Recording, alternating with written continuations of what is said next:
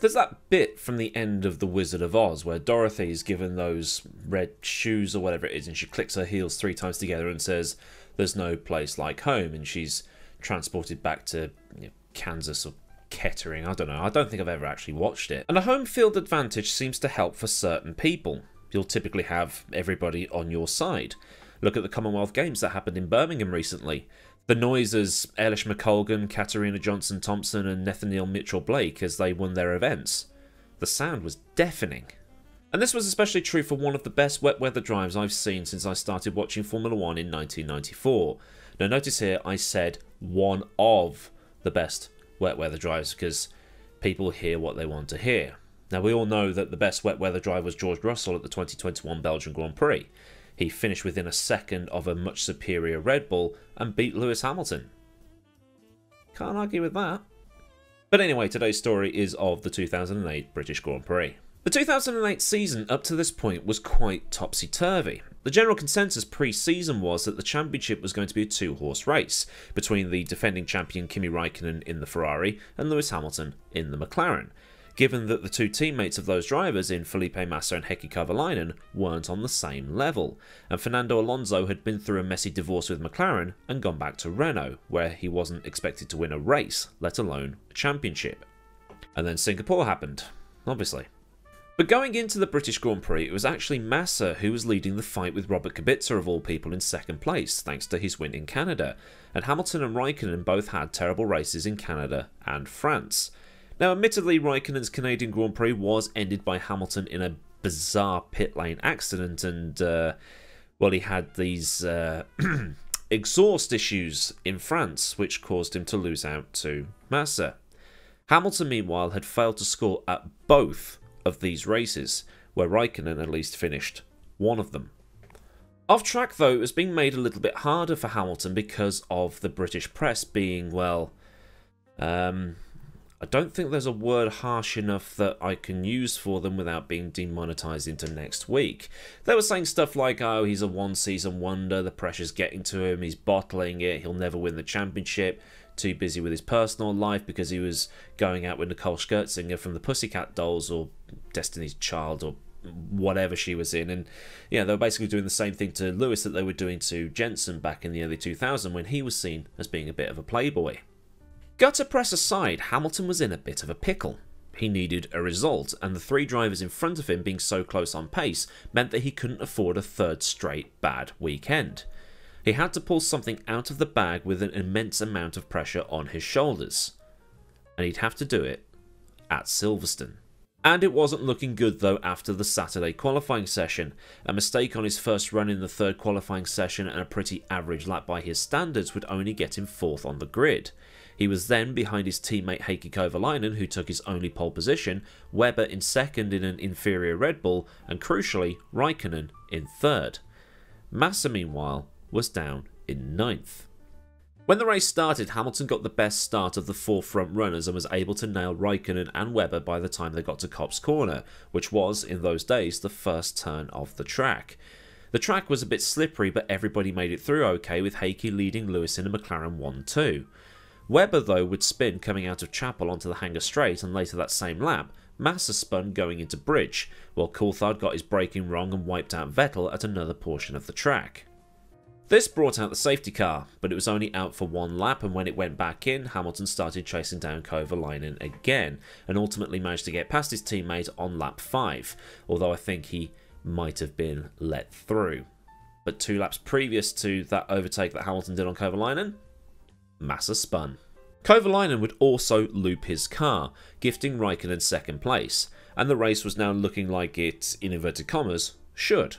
Hamilton versus Räikkönen. The rain that had been coming down had now stopped and the track was beginning to dry out. So now it was a case of, does the weather stay away, or does it come back twice as aggressive in true British fashion? Räikkönen was doing better as the track started to dry out, but Hamilton was able to keep him in behind, and the gap was about 10 seconds to the guys behind them. So on lap 21, both Hamilton and Räikkönen pitted, and this is where the strategies diverged. McLaren and Ferrari had differing opinions on what the weather would do. Ferrari gambled on the weather not returning, while McLaren thought that it would. So when the two cars came in, McLaren swapped Lewis's intermediates for a set of brand new ones, while Ferrari kept Raikkonen on his now mullered Bridgestone rubber and just topped him up with fuel. Not 2 laps after the cars left the pits, the rain returned, and Raikkonen hadn't got the grip that Hamilton was enjoying, losing about 8 seconds a lap to the McLaren. You'd think then that Ferrari would have brought Kimi in immediately and given him a fresh set of rubber, but no. Kimi was out there for another 9 laps and rejoined the race in 11th place, the last driver on the lead lap.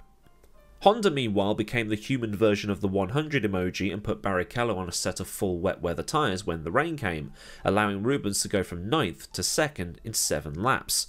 So basically a position per lap, and was able to unlap Hamilton in the process.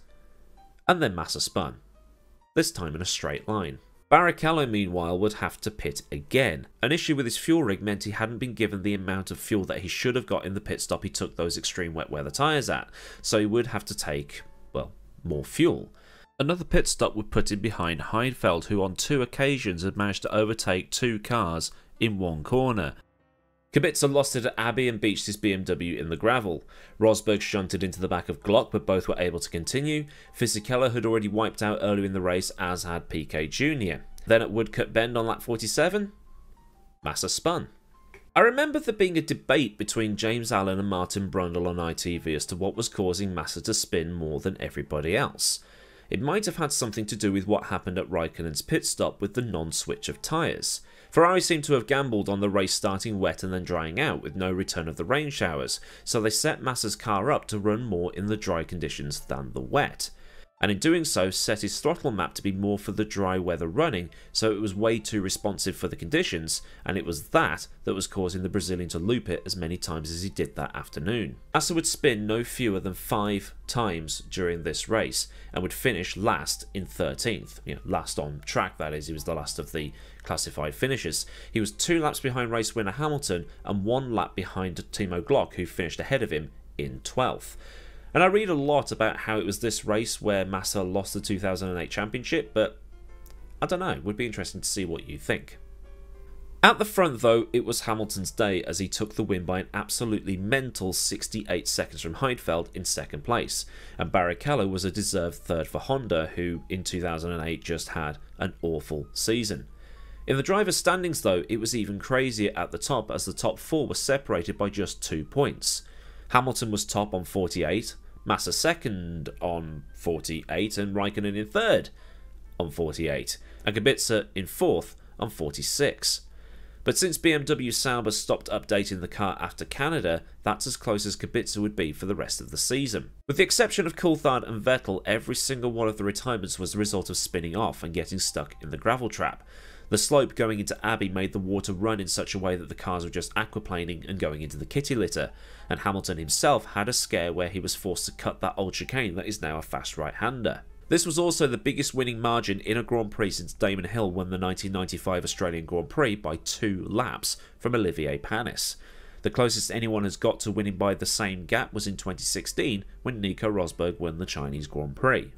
And now for some personal stats. At that time, this was Lewis's 7th win. That number now stands at 103. Some say that it's still his greatest ever win, and when it comes to wet weather drives, it often makes the list of greatest ever, along with Schumacher at Spain in 1996, Senna at Donington in 1993, Jackie Stewart at the Nürburgring in 1968, and Jim Clark at Spa in 1963. And this race was actually ranked 5th on motorsport.com's list of greatest wet weather drives. Stewart at the Nürburgring was top, if you're interested. British bias, OMG, SMH my head. But anyway, this has been the story of possibly Lewis Hamilton's greatest ever drive. If you've been reminded of the race, or maybe it's new for you, if you're new to Formula 1 and all that stuff, then do give the video one of these likes. And that's me demonetized by the Eagles. But, if you do want to see more from this channel, like, subscribe, do whatever your kids do, and bell on stuff. You know the drill by now. Massive thanks as ever to the kind folk at Patreon for the continued support, and if you want to help contribute to the image buying fund, you can help out by following the link in the description, where there's also a link to Discord and also to my social media stuff. So until next time, I've been Millward. Have a cracking day wherever you live in the world, and I'll see you all again soon for another video. Goodbye.